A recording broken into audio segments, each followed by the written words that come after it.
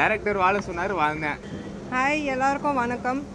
ரொம்ப ரொம்ப சந்தோஷமாக இருக்குது தட் ஃபயர் படம் நீங்கள் பார்த்து அவ்வளோ பாசிட்டிவான ஒரு ரெஸ்பான்ஸ் கொடுத்துருக்கீங்க. So feeling overwhelmed and very happy. இந்த படம் first of all I would like to say thanks to JSK sir. ஏன்னா இது ஒரு hard hitting reality based subject and இது எடுக்கிறது ஸ்க்ரீனில் கொண்டு வரத்துக்கு ஒரு தனி கட்ஸ் வேணும். So thank you JSK sir for taking up this initiative. இந்த படத்தில் நம்ம நிறைய விமன் சேஃப்டி பற்றி பேசியிருக்கோம். ஸோ தட் அவேர்னஸ் அண்ட் இந்த ஹார்ஷ் ரியாலிட்டி பற்றி பேசணுன்னு ஒரு டிஸ்கஷன் கண்டிப்பாக ஸ்டார்ட் ஆகணும்னு நினச்சோம் நாங்கள். பட் அது நடந்தது. ஸோ ஐ திங்க் அதிலே நம்ம படத்தோட சக்ஸஸ் வந்துடுச்சு. So very very happy. ஏன்னா இன்னைக்கு பெண்கள் சேஃப்டி பாயிண்ட் ஆஃப் வியூ பார்த்தோன்னா எத்தனை விஷயங்கள் டெய்லி பேசிஸில் பெண்கள் ஃபேஸ் பண்ணுறாங்க அண்ட் அதில் சில விஷயங்கள் நாங்கள் டச் பண்ணியிருக்கோம். ஸோ இவ்வளோ ஒரு ஃபயராக வரும்போது, ஃபயராக ஒரு டிஸ்கஷன் நடக்கும்போது எனக்கு ரொம்ப ரொம்ப சந்தோஷமாக இருக்குது. ஸோ நீங்கள்லாம் கரெக்டான உங்களோட ரிவ்யூஸ் கொடுங்க. இந்த படம்க்கு தேவையான வெற்றி கண்டிப்பாக கொண்டு வரணும். அது உங்கள் கையில் தான் இருக்குது. So thank you so much. எல்லாருக்கும் வணக்கம். ஸோ இந்த படத்தில் ஒரு 2 பாட்டு பண்ணியிருக்கோம். ஒரு வெட்டிங் சாங் ஒன்று, ஒரு ரொமான்டிக் சாங் ஒன்று பண்ணியிருக்கோம். ஸோ 2மே ரொம்ப நல்லா வந்திருக்கு. நீங்கள் தான் சாங்கை நல்லா ரீச் பண்ணி நிறைய வெட்டிங்ஸ்லாம் வரும்போது நிறைய பாடல்கள் நீங்கள் பார்த்துருப்பீங்க. அதே மாதிரி இந்த சாங்கும் ரீச் பண்ணணுன்னு நாங்கள் வேண்டிக்கிறேன். அண்ட் மூவி ரொம்ப நல்லா வந்திருக்கு. ஸோ February 14 எல்லோரும் வந்து வாட்ச் பண்ணுவோம். தேங்க்யூ. மொபைல் எல்லாருக்கும் வணக்கம். ரொம்ப சந்தோஷமாக இருக்குது நீங்கள் வந்து எங்கள் படத்தை பார்த்து இவ்வளோ பாசிட்டிவ் ரிவ்யூஸ் கொடுத்துருக்கீங்க. இது ஃபர்ஸ்ட் ஸ்டெப்பான ஒரு சக்ஸஸாக பார்க்குறேன்னா. அண்ட் ஜேஎஸ்கே சருக்கு ரொம்ப ரொம்ப நன்றி. ஒரு நல்ல கதாபாத்திரம் கொடுத்துருக்காரு எனக்கு. அண்ட் பெண்களுக்கான படம் நான் சொல்லியிருக்கேன், இது கண்டிப்பாக பெண்கள் பார்க்க வேண்டிய படம்.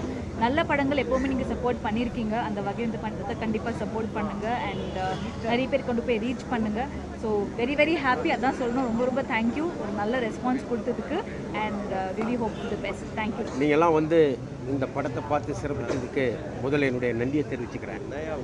ஃபயர் படம் நாங்கள் இந்த கதையை சார் சொல்லி இந்த வேலையை ஆரம்பிக்கும்போது இந்த படம் எந்த மாதிரி ஒரு படமாக வரப்போகுது, இது எந்த மாதிரி ஒரு தாக்கத்தை கொடுக்குங்கிற மாதிரி பல வகையில் திங்க் பண்ணி யோசித்து ஒவ்வொரு சீனையும் சார் வந்து டிஸ்கஸ் பண்ணி திருப்பி எழுதி ஒவ்வொரு டைலாக்கையும் பார்த்து செஞ்சு இந்த படம் இன்றைக்கி எல்லாரும் பார்த்து பாராட்டுற அளவுக்கு வந்திருக்குன்னா அதுக்கு முதல்ல டைரக்டர் ஜேஎஸ்கே சாருக்கு என்னுடைய நன்றியை தெரிவிச்சுக்கிறேன்.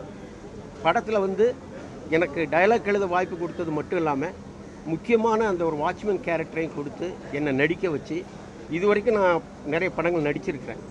சின்ன வேஷங்கள், தடையறத்தாக்க, தடம், அப்புறம் அநீதி படத்துக்கு நான் டைலாக் எழுதினேன், வசந்தபால் சார் படம். அதுலேயும் எனக்கு ஒரு கேரக்டர் கொடுத்தாங்க. ஆனால் இந்த படத்தில் எனக்கு கிடைச்ச அந்த கேரக்டர் மாதிரி வேறு எந்த படத்துலையும் கிடைக்கல. நடிக்கிறதுக்கு வாய்ப்பு நிறைய இருக்கிற மாதிரி ஒரு கேரக்டர் கொடுத்தாரு. அது நான் என்றைக்குமே அவருக்கு நான் நன்றி சொல்ல கடமைப்பட்டிருக்கேன். அதே மாதிரி இந்த படத்தில் நடித்த ஹீரோ பாலாஜி முருகதாஸ், அவர் இந்த கதைக்கு கரெக்டாக இருப்பாருங்கிறத சார் கரெக்டாக ஜட்ஜ் பண்ணார். நிறைய ஆர்டிஸ்ட் பேசுகிறோம், யோசித்தோம். இல்லை, பாலாஜி முருகதாஸருடைய பாடி லாங்குவேஜ், அவர் இந்த கேரக்டருக்கு ரொம்ப கரெக்டாக இருப்பாருங்கிற மாதிரி முடிவு பண்ணி அந்த கேரக்டருக்கு அவரை ஃபிக்ஸ் பண்ணோம். அதே மாதிரி சாந்தினி மேடம் வந்து இதில் ஒரு முக்கியமான ஒரு அப்பாவி பெண் கேரக்டர் பண்ணியிருக்காங்க. நீங்கள் பார்த்துருப்பீங்க. ரொம்ப அழகாக இயல்பாக அதை பண்ணாங்க. சாக்ஷி மேடம் ரொம்ப துணிச்சலாக அந்த கதாபாத்திரத்தை எடுத்து பண்ணாங்க. அதே மாதிரி ரக்ஷிதா மேடம் கேரக்டரும் வந்து எல்லா லேடிஸும் பார்த்து ரசிக்கிற மாதிரி. ஆக இந்த எல்லா கேரக்டருமே ரொம்ப நல்லா பண்ணாங்க. தமிழ்னு சொல்லி அதில் வந்து ஒரு இன்ஸ்பெக்டர் கேரக்டர் பண்ணியிருக்காங்க. ரொம்ப யதார்த்தமாக ஒரு இயல்பான ஒரு இன்ஸ்பெக்டர் எப்படி இருப்பாங்களோ அந்த மாதிரி பண்ணாங்க. அதே மாதிரி காயத்ரி ஷான் அவங்களுடைய கதாபாத்திரத்தையும் ரொம்ப அழகாக, இது எல்லா கேரக்டரையுமே இஞ்சி பை இஞ்சா டைரக்டர் சார் பார்த்து ஒரு டேக்குக்கு 10 டேக் ஆனாலும் சார் நினச்சது வர்ற வரைக்கும் அதை கரெக்டாக எடுக்காமல் விட மாட்டார். அதனால தான் இந்த படம் எல்லா வகையிலையும், அதே மாதிரி ஃபோட்டோகிராஃபி சதீஷ் சார், ஒவ்வொரு துறையிலையும் எடிட்டிங்கு, கேமரா, இப்படி எல்லா விஷயத்திலையும் அவருடைய முழு கவனம் இருந்தது.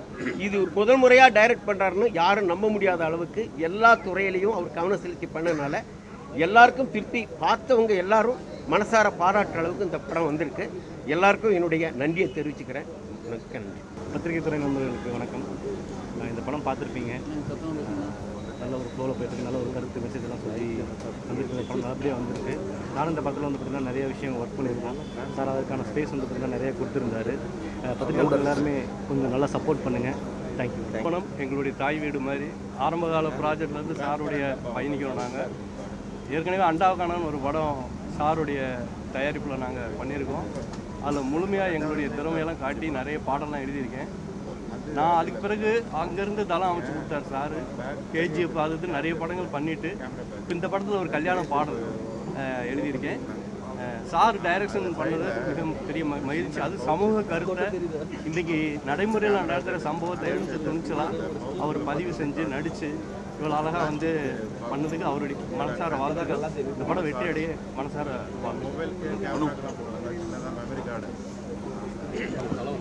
வந்திருக்க எல்லாருக்கும் நன்றி. அண்ட் படத்தை பார்த்துட்டு வந்திருக்க எல்லா பத்திரிகையாளருக்கும் நன்றி. படத்தை பார்த்து எல்லாருமே நல்ல பாசிட்டிவ் ரிவ்யூ சொல்லியிருக்கீங்க. ஸோ இது வந்து ரொம்ப பாசிட்டிவ் வேல மக்கள் அடையறதுக்காக தான் இந்த மூவியை எடுத்திருக்காங்க. ஃபயர் கண்டிப்பாக ரொம்ப ஃபயராக வெளியில் வரும்னு நான் நம்புகிறேன். Thank you so much. அனைவருக்கும் மாலை வணக்கம். உங்களுடைய இந்த பாராட்டும் இந்த உற்சாக ஊக்கமும் வந்து எங்கள் எல்லாருக்கும் பெரிய ஒரு பாசிட்டிவ் எனர்ஜியை கொடுத்துருக்கு. இந்த படம் ஒரு நல்ல சிறந்த படமாக வந்திருக்குன்னு நம்புகிறேன். நீங்கள் பார்த்துருக்கீங்க. இந்த படத்தை மக்கள்கிட்ட கொண்டு போய் சேர்க்க வேண்டிய முக்கிய பொறுப்பு உங்கள்கிட்ட இருக்குது. நிறைய படங்களுக்கு என்னுடைய தயாரிப்பில் வந்த படங்களை வந்து சக்ஸஸ் பண்ணதுக்கு ஒரு முக்கிய காரணமாக இருந்தது வந்து பத்திரிகை ஊடக நண்பர்கள் தான். இந்த படம் நல்ல படம் அப்படின்னு நம்புகிறேன். இந்த படத்தை வந்து மக்கள் பார்க்குறதுக்கு என்ன மாதிரியான விமர்சனங்கள், என்ன மாதிரியான செய்திகள் கொண்டு போகணுமோ அதை கொண்டு போய் பண்ணுங்கள். இந்த நேரத்தில் என்னுடைய படத்தில் நடித்த, அதுவும் குறிப்பாக இந்த 4 ஹீரோயின்ஸ் சாந்தினி, சாக்ஷி, ரச்சிதா, காயத்ரி ஷான், இவங்க எல்லாருக்குமே இந்த நேரத்தில் வந்து நன்றிகளை தெரிவிச்சுக்கிறேன். ஏன்னா ரொம்ப ஒரு துணிச்சலான அந்த கதாபாத்திரத்தை ரொம்ப அந்த கேரக்டராக அதை வந்து படமாக பார்த்து அந்த கதைக்கு என்ன தேவை இருக்குன்றத அவங்க வந்து உணர்ந்து அதை வந்து அவங்க வெளிக்கொண்டு வந்தாங்க. அது இன்றைக்கி இருக்கிற ஆர்டிஸ்ட் எல்லாருமே பண்ணுறதில்ல. பட் ப்ரொஃபஷ்னலாக அவங்க எல்லாருமே அதை வந்து கொடுத்த ஒத்துழைப்புன்றது வந்து ரொம்ப அவங்களுக்கு ஹேட்ஸ் ஆஃப், நன்றிகள். அதே மாதிரி எஸ்ஐயா பண்ண தமிழ், அப்புறம் ஜீவா சார், அதுக்கப்புறம் எங்கள் கம்ப்ளீட் க்ரூ, அசிஸ்டன்ட் டைரக்டர்ஸ் எல்லாருக்கும் இந்த நேரத்தில் நன்றிகளை தெரிவித்துக் கொள்கிறேன். உங்களுடைய சப்போர்ட் வந்து எங்களுக்கு எக்ஸ்டெண்ட் பண்ணி எந்த அளவுக்கு இதை ரீச் பண்ண முடியுமோ ரீச் பண்ணி கொடுங்க. நன்றி, வணக்கம்.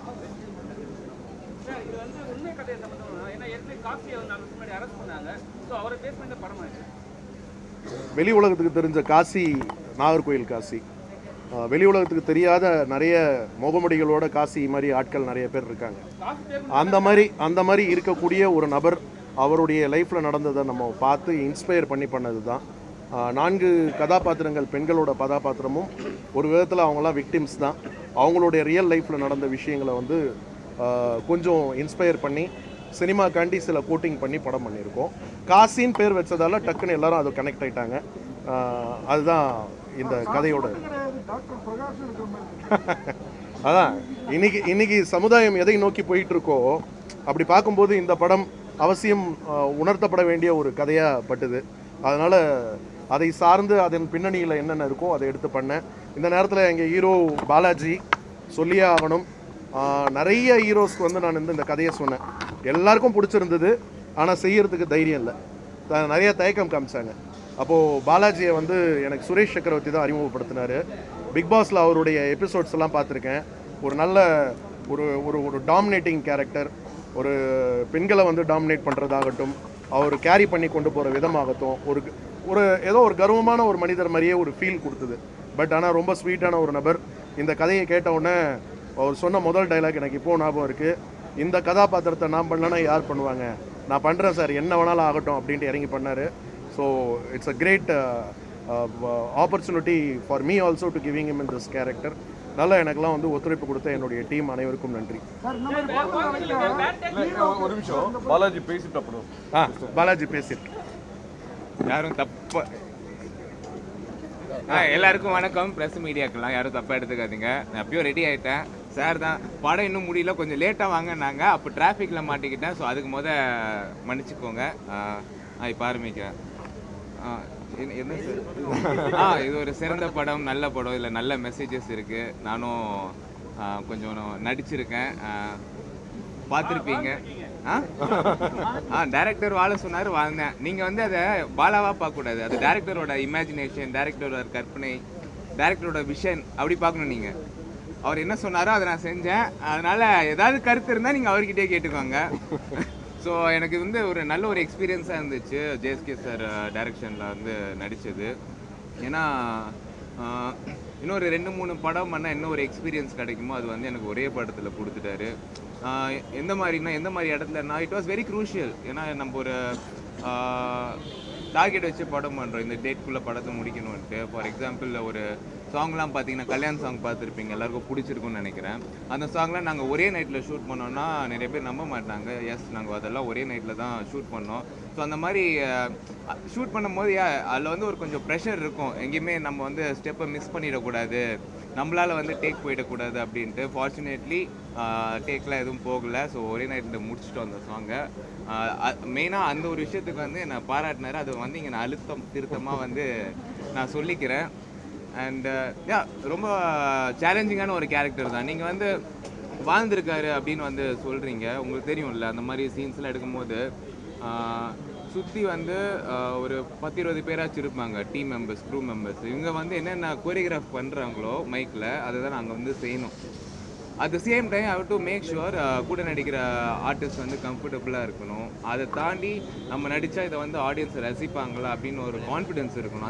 அதெல்லாம் பண்ணுறதுக்கு வந்து ஒரு தைரியம் வேணும், ஒரு கான்ஃபிடென்ஸ் வேணும். நம்ம மேலே ஒரு கான்ஃபிடென்ஸ் இருந்தால் தான் அந்த சீன்ஸ்லாம் வந்து தயங்காமல் பண்ண முடியும். நான் பண்ணியிருக்கேன். அதுவும் என்னோட 2வது படம் இது லீடாக. So it's a very big opportunity for me. எனக்கு சான்ஸ் கொடுத்த JSK film corp, JSK sir and என் கூட நடித்த ஆர்டிஸ்ட் அண்ட் இங்கே வந்திருக்க ப்ரெஸ் மீடியா எல்லாருக்குமே ரொம்ப நன்றி. சார், ஜேஎஸ்கே சார் இந்த மாதிரி படத்தில் நடிக்கிறதுக்கு ஹீரோ சம்பளம் வேணாம், எப்படி ஹீரோ சம்பளம் வேணாம்னு சொல்லியிருப்பாரு. அப்படிலாம் இல்லை, இது அப்படியெல்லாம் கிடையாது. அதாவது நீங்கள் அவர் சொன்னது தான். அது அந்த கேரக்டர் பண்ணுறதுக்கு ஒரு பெரிய தைரியம் வேணும். அதை பர்ஃபார்ம் பண்ணுறதுன்றது வந்து ரொம்ப அவ்வளோ ஈஸியெல்லாம் கிடையாது. ஒரே நிமிஷம். Sorry sir sorry. அவ்வளோ ஈஸியாலாம் பர்ஃபார்ம் பண்ணிட முடியாது. அதுக்கு வந்து ஃபீமேல் ஆர்டிஸ்டோட அந்த ஒரு செட்டில் அவங்களோட கம்ஃபர்ட் ஜோன், அதுக்கப்புறம் அவ்வளோ பேர் இருக்கும்போது அதை வந்து அதை நம்ம எதிர்பார்க்குற மாதிரி அந்த ஒரு ரியாக்ஷன்ஸு, அவங்க பர்ஃபார்மன்ஸ் எல்லாம் வந்து பெரிய விஷயம். நார்மலாக ஒரு படம் கூட நடிச்சிடலாம், இந்த மாதிரி படம் நடிக்கிறது ரொம்ப கஷ்டம். நியாயமாக இதுக்கெல்லாம் அவர் கூட தான் சம்பளம் தரணும். நான்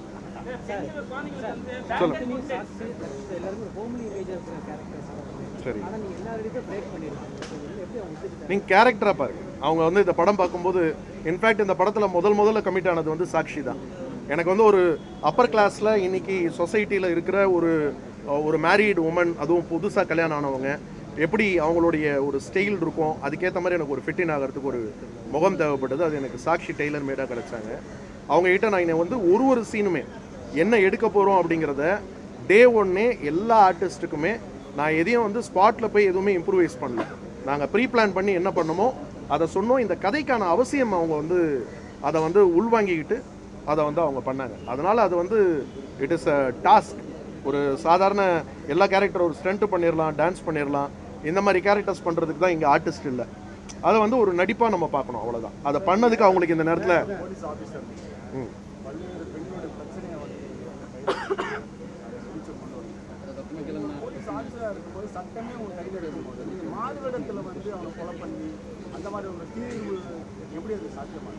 ஒரு அங்கே நீங்கள் போலீஸ் ஆஃபீஸராக பார்க்கக்கூடாது, அங்கே ஒரு அப்பாவாக தான் நீங்கள் பார்க்கணும். சட்டம் என் கையில் இருந்தாலும் சட்டத்துக்குன்னு சில வரமுறைகள் இருக்கு இல்லையா? சட்டத்துக்கு ஒரு லிமிட்டேஷன் தானே இருக்குது. சட்டத்தை என்ன வேணாலும் நம்ம வந்து நம்ம இஷ்டத்துக்கு மாற்றிக்க முடியாதுல்ல. எல்லாருக்கும் ஒரே சட்டம் தானே. ரெக்கார்டு இருக்குது, கரெக்டு. அதில் ஒரு விஷயம் இருக்கும், அந்த பொண்ணு, அதுதான் நான் சொல்கிறேன். இல்லை, இதை பற்றி நம்ம டிஸ்கஸ் பண்ணலாம். பட் ஆனால் இதை வந்து மீடியாவில் எதுவும் எழுத வேண்டாம். ஏன்னா படம் இல்லை நான் சொல்ல வந்தது நீங்கள் கேட்கல. நான் சொல்ல வந்தது நீங்கள் கேட்டுக்கோங்க. நீங்கள் கேளுங்க, நான் பதில் சொல்கிறேன். அதை இப்போ வந்து ரிலீஸ்க்கு முன்னாடி எழுத வேண்டாம்னு சொல்கிறேன், வேற ஒன்றும் இல்லை. புரிஞ்சுதுங்களா?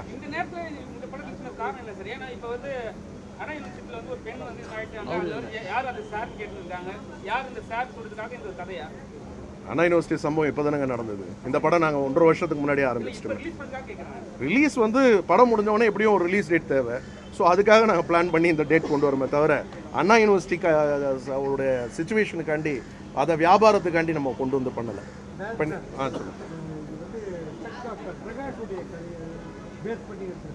அந்த மாதிரி பிரகாஷ், காசி, அதுக்கப்புறம் இன்னும் நிறைய பேர் இருக்காங்க. அந்த மாதிரியான ஆட்களோட பஞ்ச் ஆஃப் ஸ்டோரிஸ் தான் இது.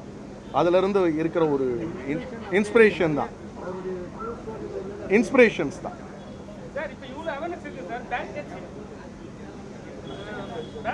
பேட் டச் குட் டச் எல்லாமே இருக்கு. சின்ன வயசுலேயே வந்து கற்றுக் கொடுக்குறாங்க. இவ்வளோ படித்த லேடிஸ் படித்தவங்களே போய் மாட்டிக்கிறாங்களே, அதை வச்சு ஏதாவது சொல்ல வருவீங்களா சார்? ஆமாம், இன்றைக்கி இவ்வளோ விழிப்புணர்வு இருந்தும் இன்றைக்கி டெய்லி நீங்கள் பார்க்குறீங்க. நேற்று ஒரு ட்ரெயினில் ஒரு கர்ப்பிணி பெண்ணை வந்து என்ன பண்ணாங்கன்றது நம்ம எல்லாருமே தெரியும். அப்போது சமூகம் எதை நோக்கி போய்கிட்டு இருக்கு? இன்னும் அந்த இடத்துக்கு இன்னும் நம்ம ரீச் ஆகலை. பெண் உரிமைன்னு நம்ம பேசுகிறோம், சம உரிமைன்னு பேசுகிறோம்.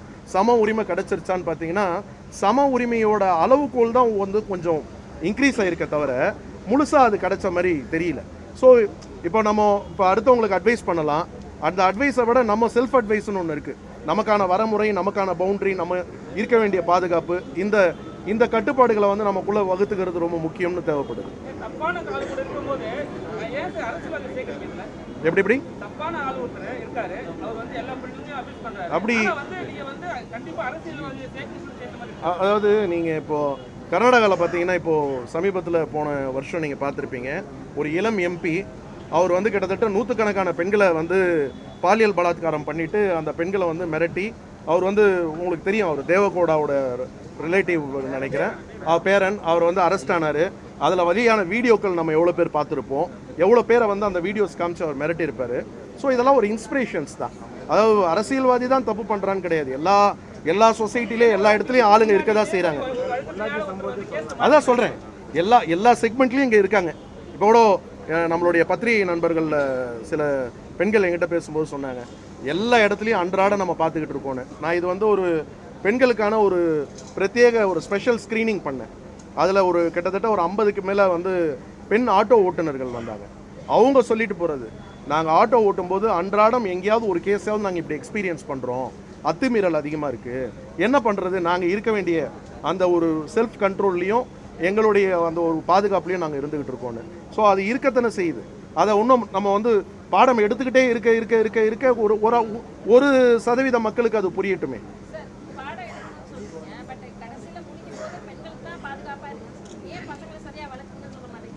அதுதான் சொன்னேன், பெண் பிள்ளைகளை பெற்றோர்கள் வந்து இன்னைக்கு வந்து எவ்வளோ ஜாக்கிரதையாக வளர்க்கணும்னு ஒரு விஷயத்த சொல்லும்போது எதிரில் உட்காந்து பார்க்கறது வெறும் பெண்கள் மாத்திரம் பார்க்க போகிறது இல்லை, ஆண்களும் பார்க்க போகிறாங்க. அந்த ஆண்களுக்கும் குழந்தைகள் இருக்கும். இல்லை சொல்லணும்னு கிடையாதுங்க, அது ஒரு அண்டர்ஸ்டுட் நம்ம. ஆனால் வந்து யாருக்கு ஸ்ட்ராங்காக சொல்லணும்னு ஒன்று இருக்குது. அதுதான் நான் சொன்னேன், இந்த படம் பார்த்துட்டு வந்தால் காசி மாதிரி இருக்கக்கூடிய ஆளுங்க யாராவது ஒருத்தருக்கு ஒரு சின்ன கில்ட்டு கிரியேட் ஆகும்ன்ட்டு. அந்த கில்ட்டு தான் சக்ஸஸ் ரேட் இதில். ஐயோ நம்ம இப்படி இருக்கக்கூடாதுன்னு ஒரு சின்ன தாட் கிரியேட் ஆகும். பெண்கள் இவ்வளோ பாதுகாப்பு சொல்கிறீங்க, 4 பெண்கள் நடிச்சிருக்காங்க. அதில் வந்து ரசிகா வருவேல் அவங்கள்ட்ட ஒரு வாரம் கேட்கும்போது பர்சனலான விஷயம் என்னால் வர முடியாது மற்ற விஷயத்தெல்லாம் சொல்லியிருக்காங்க. அது நீங்கள் எப்படி பார்க்குறீங்க? அவங்க பர்சனல் சொல்லும்போது நான் எப்படி பேசுறது? இல்லை, என்னன்னா அவங்க வந்து ஃபஸ்ட்டு வந்து ப்ரொமோஷன் வந்தாங்க, அதுக்கப்புறம் ப்ரொமோஷன்லேயே வரவே இல்லை. நம்ம இப்போ கூட இன்னைக்கு கூட கூப்பிட்டேன், அவங்க ஷூட்டில் இருக்காங்க பெங்களூரில், வரல. பாலா கூட ஒரு வாரம் முன்னாடி ஊரில் இல்லை, இன்னைக்கு இருந்தார் வாங்கன்னு. சாந்தினி வேற ஒரு படம் ஷூட்டில் இருந்து பாதியில் வந்திருக்காங்க. இவங்க சாட்சியும் அதே மாதிரி தான் இருக்கிறவங்க அட்ஜஸ்ட் பண்ணி வராங்க. அது பர்சனல் சொல்லும்போது நம்ம அதை ஒருத்தரை போய் நம்ம அது ஒரு அநாகரிகமாக இருக்கும் நம்ம ஒருத்தரை விமர்சனம் பண்ணுறது. பட் எங்களுக்கு வந்து ரொம்ப எங்களுக்கு முழு ஒத்துழைப்பு கொடுத்தது வந்து எங்கள் 4 ஹீரோயின்ஸும். அதில் அதே மாதிரி ரச்சிதாவை பற்றி குறிப்பாக சொல்லணும். இந்த கேரக்டரை சொல்லும்போது அவங்க வந்து ரொம்ப குடும்ப பாங்கான ரோல்ஸ் பண்ணிக்கிட்டு இருக்கும்போது அவங்களுக்கு இந்த கேரக்டரில் இருந்த இம்பார்ட்டன்ஸ் தெரிஞ்சு அவங்களும் இந்த கேரக்டரை உள்வாங்கி எங்களுக்கு வந்து செட்டில் எந்த ஒரு சின்ன ஒரு டிஸ்கம்ஃபர்ட் கூட கிடையாது, ஃபுல் கோஆப்ரேஷன் கொடுத்தாங்க. இந்த படத்தில் தான் முதல்ல அவங்க சொந்த குரலில் டப்பிங் பேசியிருக்காங்க. அதனால் எங்களுக்கு எந்த விதமான ஒரு கசப்பும் கிடையாது. அதே மாதிரி டாக்டர்லாம் சண்டைக்கு வந்துருவாங்க தான், ஏன்னா அவங்க லார்ஜ் ஸ்கேலில் இருக்காங்க. ஃபிசியோதெரபிஸ்ட் டாக்டர் வச்சுக்கிறோம். நீங்கள் காவல்துறை எடுத்தால் நம்ம 10 படத்தில் வந்து பார்த்தீங்கன்னா 8 படத்தில் வந்து காவல்துறையை சார்ந்தவங்கள வில்லனாக காட்டுறோம். அதனால் காவல்துறை மொத்தம் நம்ம மேலே வரப்போகிறாங்களா? வக்கீலை காட்டுறோம், ஜட்ஜை காட்டுறோம், யாரை காட்டல, நம்ம பள்ளி தாளாளரை காட்டுறோம். அதனால் அப்படி கிடையாது, இது ஒரு கேரக்டர் தான். அதனால் அது மாதிரி கோவப்பட்டு வந்தாங்கன்னா அவங்க ஒன்று காசி மாதிரி இருந்தால் மாத்திரம்தான் கோவப்படணும். ஏன் கேட்குறேன்னா, ஃபிசியோதெரபிஸ்ட் டாக்டர் ஃபார்மசிக்கு ப்ரிஸ்கிரிப்ஷன் எழுத மாட்டாங்க. அப்படியா? எழுதுவாங்க. அதாவது நீங்கள் காட்டு மசில் ரிலாக்ஸிங் மெடிசன்ஸ் வந்து அவங்க தான் கொடுப்பாங்க.